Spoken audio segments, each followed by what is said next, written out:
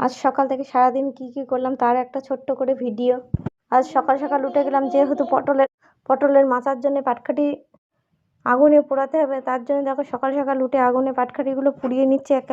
অনেকটা জমি, তার জন্য অনেকগুলো পোড়াতে লাগবে। যাই হোক, জানি না শ্বশুরবাড়িতে এসে কি কাজ করতে হবে আমায়।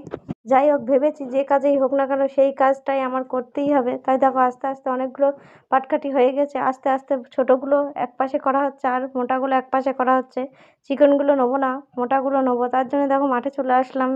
পাটকাঠি আমি পারি না, আস্তে আস্তে শিখছি।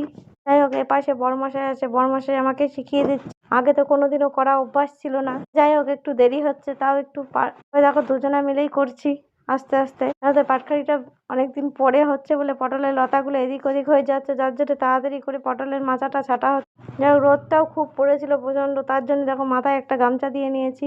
জানো তো, বেশি রোদ্রে কাজ করলে অনেকটা কষ্ট হয়ে যায়।